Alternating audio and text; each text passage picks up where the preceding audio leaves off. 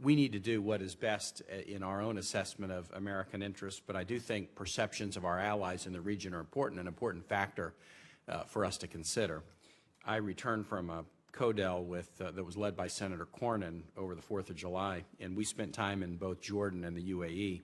And this was right at the time of really the development of the street protests and the fall of the Morsi government. Both the Jordanians and UAE government officials we met with were strongly in favor of continuing support to Egypt, the Egyptian military.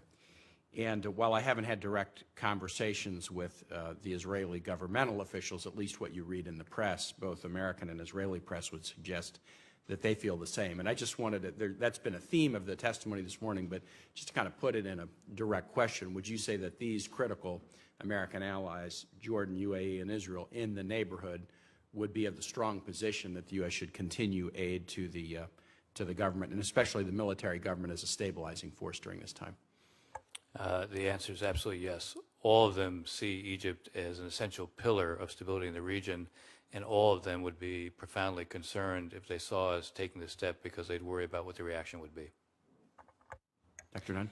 Senator, yes, those allies are in favor of continuing the aid, but I would note that their interests regarding Egypt differ from ours. Absolutely. Even my fellow panelists who are against suspension of aid have been raising the democracy, human rights, civil society, free media, rights of all citizens, including Christians. These interests of ours that the United States has, those allies generally don't take an interest in such issues. I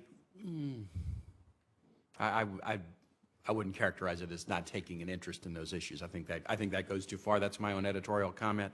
And I agree, we have to make the right decision for our interests, but the interests of close allies that we have, who admittedly look at it differently, and one of the reasons they look at it differently is they're in the neighborhood and we're many, many time zones away. That the perceptions of our close allies are a factor in trying to reach the right decision in terms of our interests. But yeah, Ambassador Kurtzer. The answer to your question is yes, and I'd simply go beyond it to say, look, the challenge we have now is, yes, we want to promote democracy, we want to maintain our significant interests, we want to maintain the constancy of our relationship, and sometimes these things are going to come into contradiction with one another.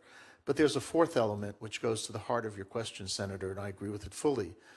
In some respects, if Egypt gets it right this time, and if we get it right this time, Egypt can be the model for democratic change in the region that people have been talking about for 2 years. Right now, it's not that model because it has not yet found its footing. It doesn't even know where it's heading and how it's going to build this democratic culture, democratic institutions, and so forth.